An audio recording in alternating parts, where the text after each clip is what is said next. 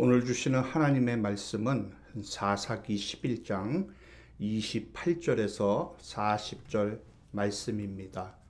그런데 제가 말씀 가운데 핵심되는 구절인 30절과 31절을 봉독하도록 하겠습니다.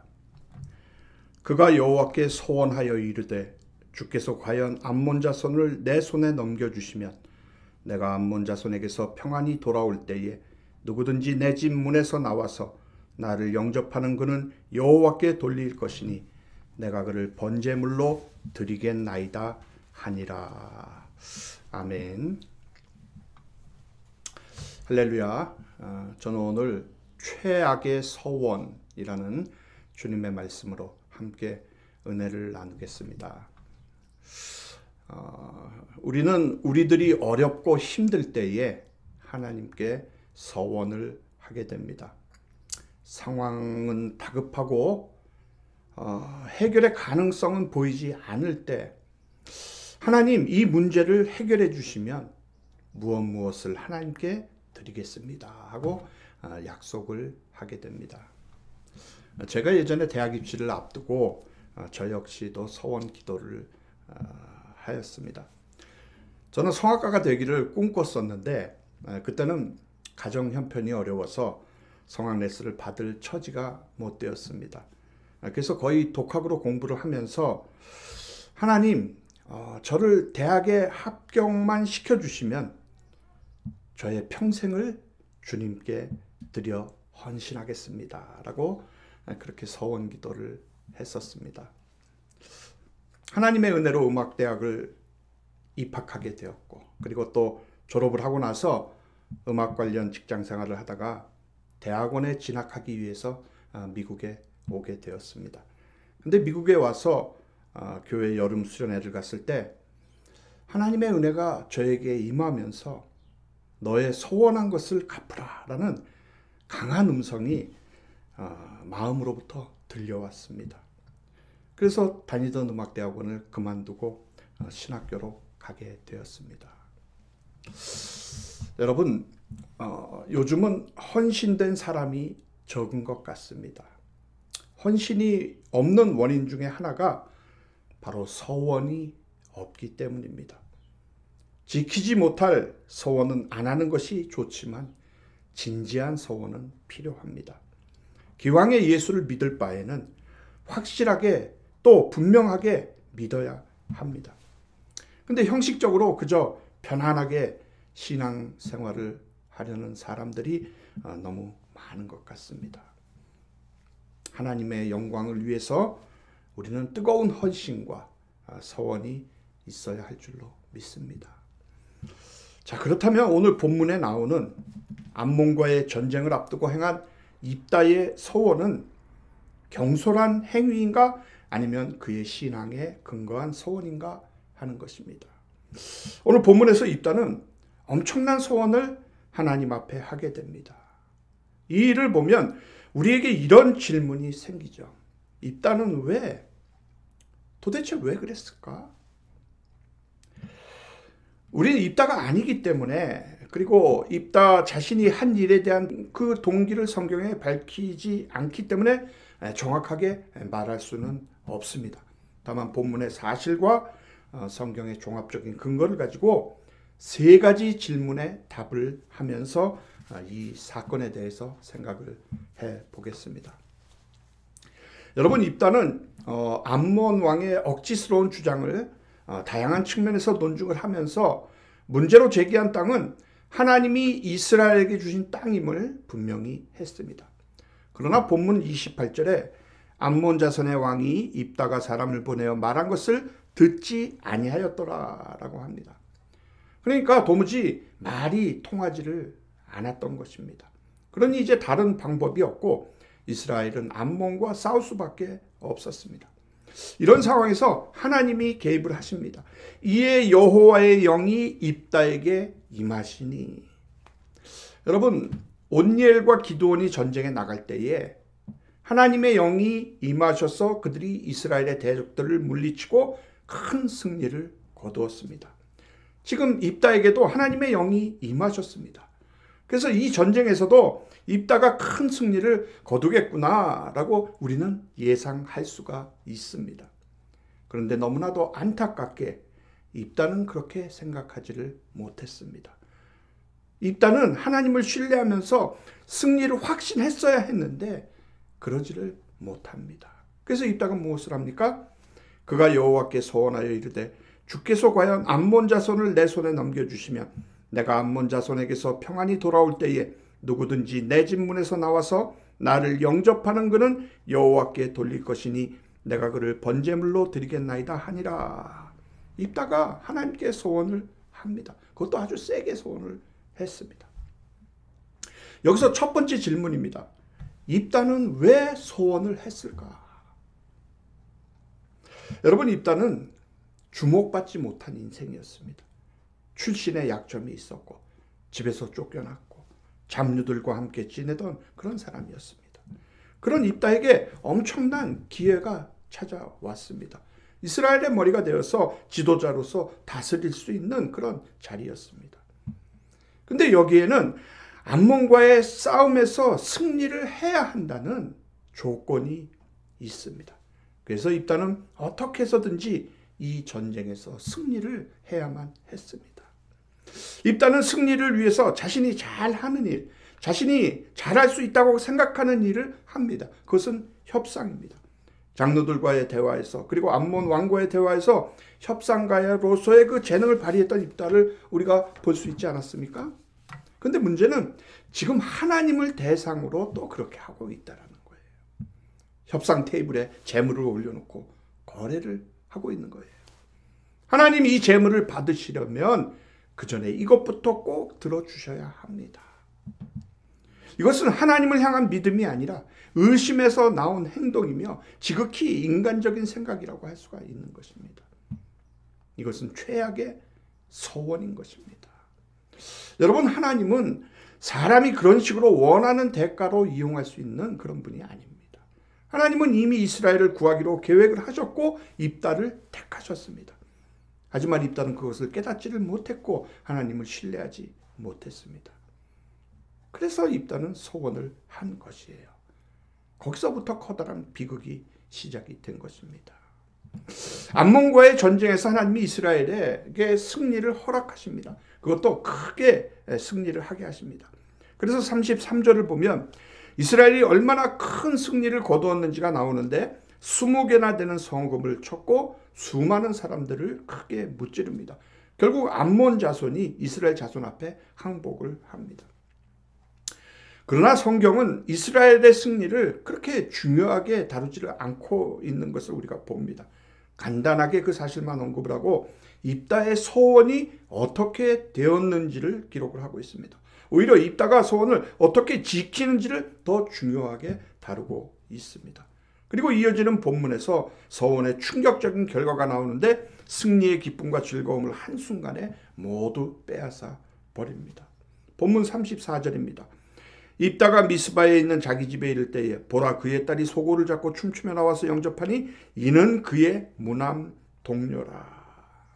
여러분, 입다가 집에 왔을 때에 하나뿐인 딸이 아버지의 승리를 축하하면서 아버지를 맞으러 나왔습니다. 성경은 보라라는 말을 덧붙이면서 이 끔찍한 사건을 강조를 하고 있습니다. 경솔하게 내뱉은 말이 얼마나 큰 대가를 치르는지를 보여주고 있는 것입니다. 입다는 자기 옷을 찢으며 괴로워합니다.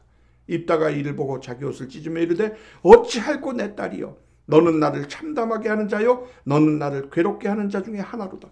내가 여호와를 향하여 입을 열었으니 능히 돌이키지 못하리로다 하니. 여기서 두 번째 질문입니다. 입다는 왜 돌이키지 않았을까? 왜 소원을 취소하지 않았을까? 대답하기가 참으로 어려운 질문입니다. 다만 입다가 승리를 원했던 만큼이나 그 승리를 잃어버리기가 싫었겠죠. 입다는 자신이 소원한 것을 지키지 않으면 하나님이 승리를 빼앗아 갈 것이라고 그렇게 생각을 했을 것입니다. 그렇게 되면 입다는 지금까지 자기가 얻은 것들을 모두 잃게 될 것이기에 그래서 입다는 소원을 돌이키지 않겠다고 그렇게 할 수 없다고 말을 합니다.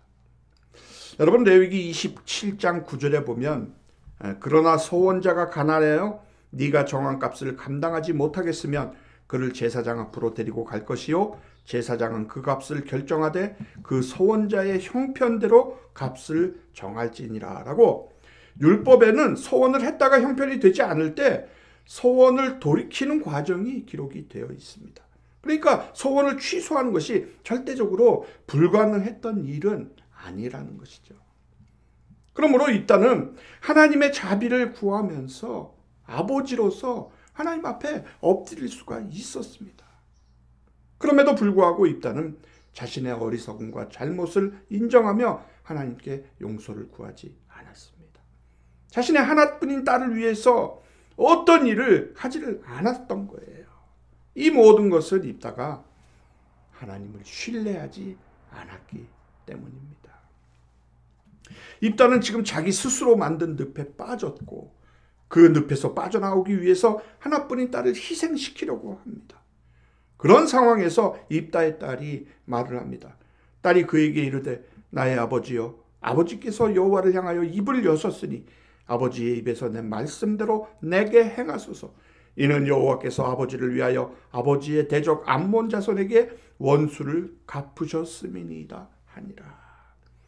놀랍게도 딸은 아버지가 소원한 대로 자신에게 행하라고 말합니다. 하나님께서 아버지를 위해서 하신 일을 기억하며 기꺼이 자신을 희생시키겠다는 거죠. 여러분 아버지의 입장에서 이 일을 그냥 허락할 수가 있을까요? 저는 못할 것 같습니다.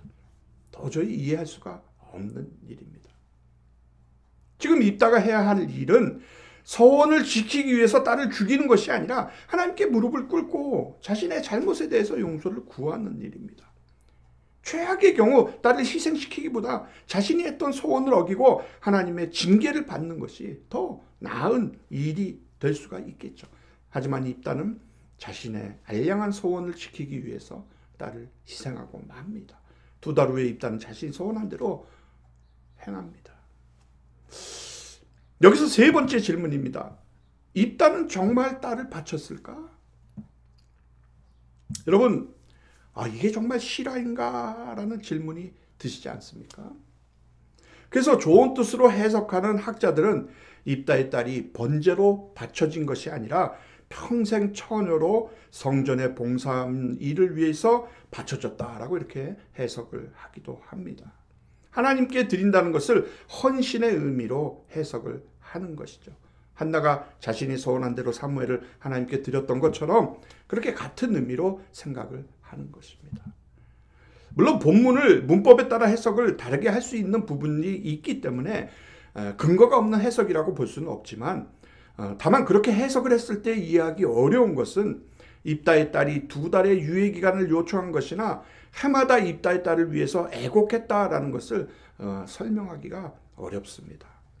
그렇게 다른 해석의 여지가 있다면 더 올바른 해석은 입다가 하나님이 승리를 주시면 사람을 제물로 바치겠다고 소원을 했고 입다의 예상과는 달리 그 제물이 바로 외동딸이 되었다고 보는 것입니다.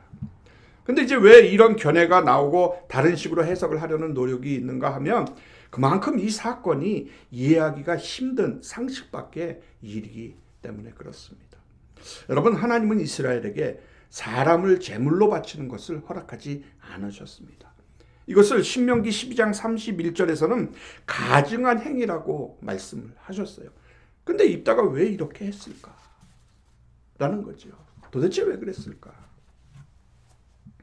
사랑하는 여러분, 입다는 하나님을 몰랐던 것입니다. 입다는 하나님을 몰랐어요. 입다는 길르앗 사람이었습니다. 그 지역에 살던 이방 사람들은 모압의 신인 그모스를 섬겼는데 그모스를 따르는 자들은 가장 좋은 제물로 사람, 특히 아이를 드리는 것을 가장 가치가 있다고 그렇게 생각을 했습니다. 그래서 그들은 진정으로 자신들이 원하는 것이 있을 때 종종 아이를 바쳤습니다. 입다는 그런 제사를 보고 자랐고 그들의 영향을 받았던 것입니다. 하나님이 어떤 분이신지를 잘 모르는 상태에서 하나님을 그저 그런 이방 민족들이 섬기는 신들처럼 생각을 했던 거예요. 그 결과 입다의 딸은 이름도 없이 자손도 없이 정말 충격적인 방법으로 때이른 죽음을 맞이하게 되었던 것입니다. 사랑하는 여러분, 하나님을 모르면 사람들은 자기 생각대로 생각을 합니다. 자기 생각대로 살게 됩니다. 하나님에 대한 지식이 없으면 내가 생각하는 하나님을 만들어 두고 내가 원하는 방법으로 하나님을 섬기게 됩니다. 그러니까 내가 편한 방법으로 혹은 주위에서 보고 들은 대로 하게 된다는 거예요. 내가 원하는 대로 자기 소견에 오른 대로 행하는 것입니다. 이것이 바로 사사기의 키워드가 아니겠습니까? 그들에게 왕이 없어서 자기 소견에 오른 대로 행하는 것입니다.